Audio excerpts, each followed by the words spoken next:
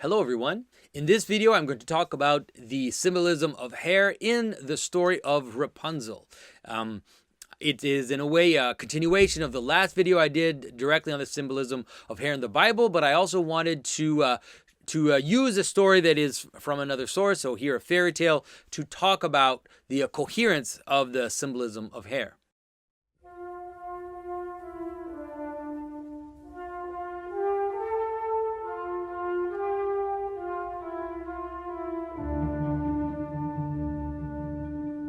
This is Jonathan Pageau. Welcome to the symbolic world.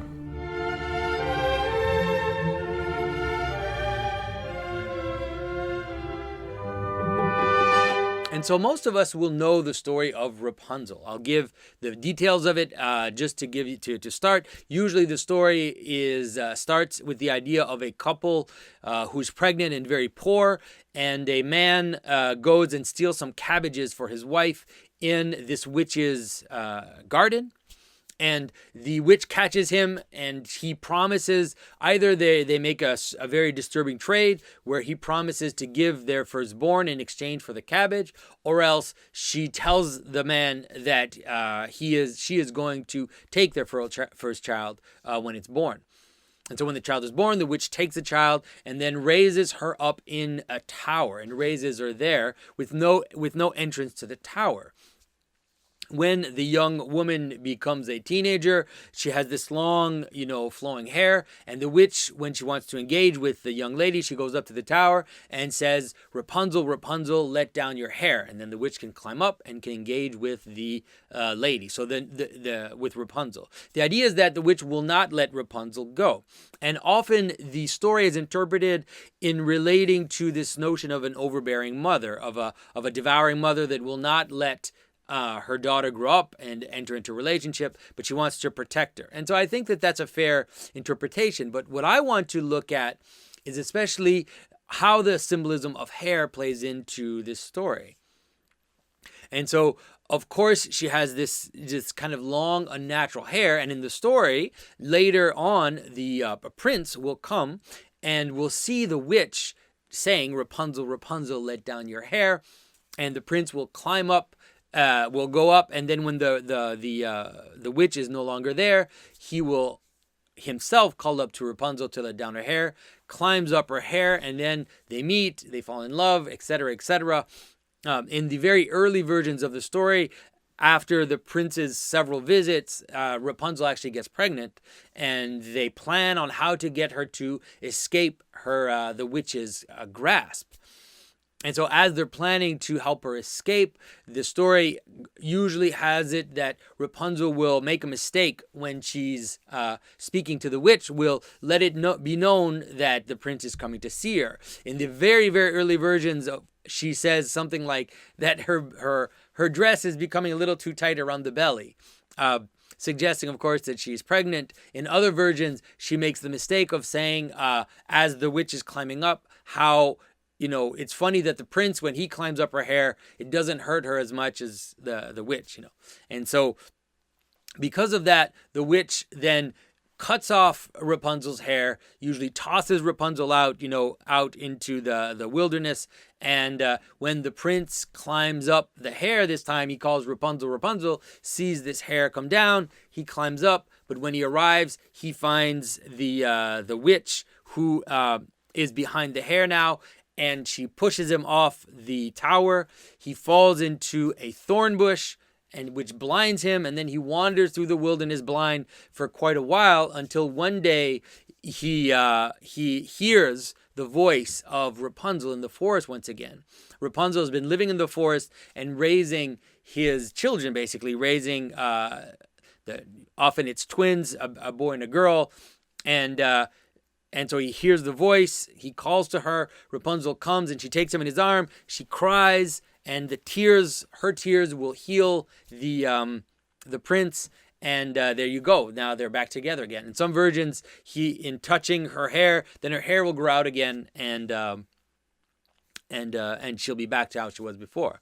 And so, of course, you can obviously see, the whole, like I said, devouring mother, and also allusions to relationship, allusion to the relationship between the man and the woman. But we really need to look at it. In our case, it's a very deep story. It has a lot going for it, but we need to look at it especially in relationship to hair. And so the way you have to kind of understand it, first of all, is we have to understand this, first of all, this notion that the woman who is up in the tower is, of course, related to the man and the woman coming together. So it is related to the notion of the couple. But you also have to understand it kind of in the medieval idea of the chivalrous romance, where the woman up in the tower represents not only, let's say, the relationship that he can have with a woman, but represents also, we could say, the mysterious spiritual aspect of the feminine. We see, of course, this vision of the world in Dante, where it is Beatrice who leads him up, the mountain, up to the top of the mountain, where she even at some point is traded, and then it's the Holy Virgin who kind of guides him up towards God. And so in the chivalrous idea, the dedicating yourself to a lady could be a manner in which we could enter into the mystery of God. We can encounter God through our dedication to a woman, to a dedication to a lady. And so this woman up in the tower is not only a woman in the strict sense, but it also represents, this mystery. You could say this almost the spiritual mystery that this prince can come to encounter. And so the hair, as I've talked about in the symbolism in my video about the symbolism of hair, the hair represents these externals. The hair in this sense represents this external thing which reaches from the woman out into the outside. And so when the prince comes, that's what he sees first. What he sees first of Rapunzel is her hair. Just like what we see of anybody when we first encounter them is this kind of outer showing that they have. In the case of hair, it goes very far, because hair is, just like we talked about also in the video about the Lord of the Rings and the Ring of Power, hair is, you could say, the first ornament. It is this first ornamentation, the closest to us, because it actually comes out of us, but it can be molded, it can be changed color, it can be coiffed in a way that acts very much as an ornament. And everybody knows that. Everybody knows, especially women who will spend an enormous amount of time on their hair, dyeing their hair, doing all kinds of things in order to use their hair as a form of ornamentation, like makeup or wearing a nice outfit. The hair becomes the first outfit, you could call it, the first garment, okay?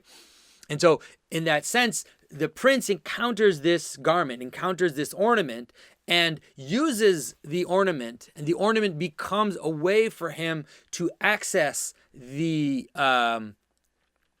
princess. So in that case, the ornament, her hair, becomes the glory of this princess, that is too far from him, that is too removed from him. And by climbing up this external, by using these external signs of her, he is able to come into contact with her, okay? And that, of course, is true of everything, okay? That is true of, let's say, religious structures. Let's say art, the church building is an external manifestation of something which can help us, bring us closer to God, bring us closer to that mystery. All the externals, all the liturgies, all the everything that, even the Bible itself, all these externals are there to act as a kind of ladder to bring us closer to the mystery, to something which is beyond the external, something which is hidden in that secret place.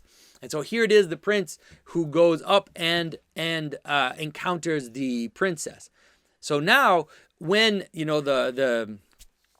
let's say the problem happens, the witch cuts off her hair, and then the witch uses her hair. But now the witch is using the hair in the negative aspect of ornamentation, in the negative aspect of externals. She's using this beautiful, long hair to hide herself, to hide the fact that she's actually an ugly, horrible witch.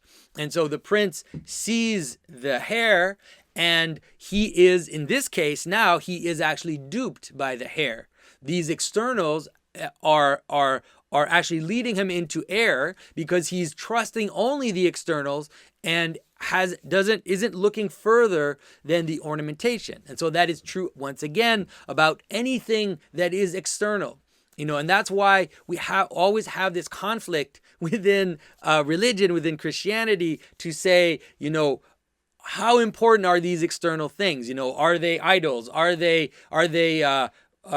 Do they actually lead us astray rather than lead us towards God? And the truth is that they both lead you to, because without them you would not have access to the mystery. But if you trust only on the externals and you don't use them as a way to get closer to that mystery, then those externals can lead you astray. And so in this case, the prince trusts the hair, and then when he climbs the hair, he finds that the hair was actually hiding this horrible witch. And so what does it cause? His mistake, his error in trusting only the externals makes him fall and falls into a thorn bush. Now, for anybody who knows anything about biblical symbolism, you will see that this relationship between the hair and the thorn bush is extremely important, because of course the thorn bush is that first sign in the Bible of the fall. And so when Adam and Eve fall, God says that the world will now produce thorns.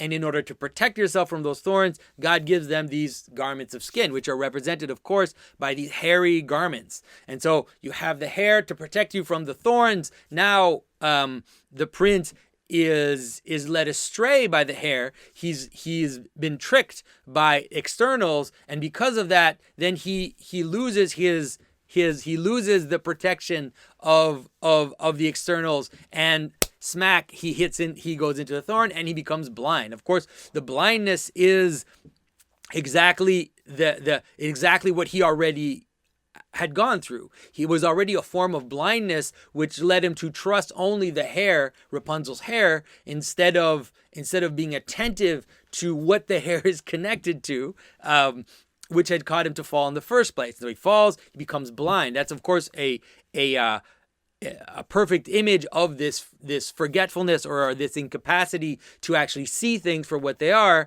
and is a consequence of the trick in which he's let himself fall. That he's also that he didn't have the strength to see beyond the hair, let's say.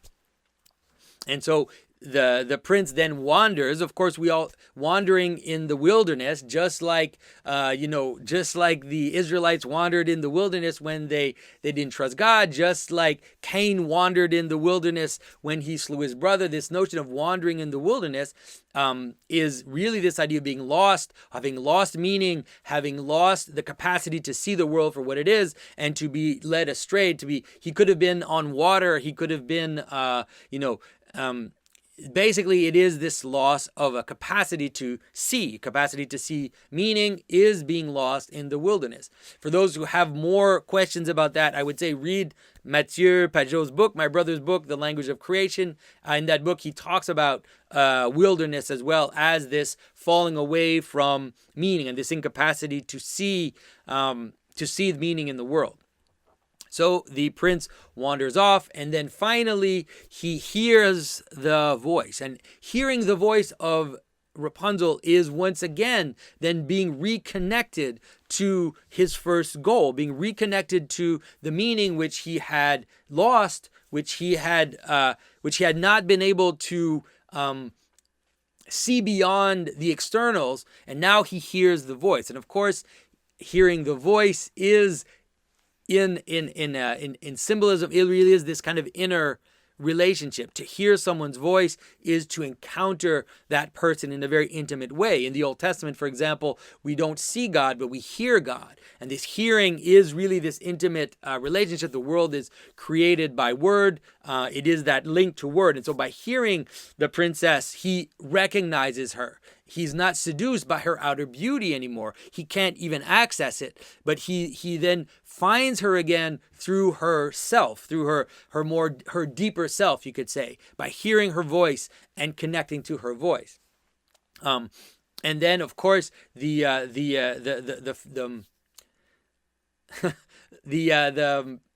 princess in her feminine guise, you could say, she washes away his disease. She washes away his incapacity to see, and there you go. The prince recovers his sight, recovers his goal, and recovers, of course, the princess. And not only that, but he also discovers the fruit of his purpose, of his goal, in the two children, the twin children, which represent having a boy and a girl. Twins will also represent this kind of, you could say, totality of his union with Rapunzel. And so you have this new wholeness, which is created by this reconnecting with Rapunzel at the end.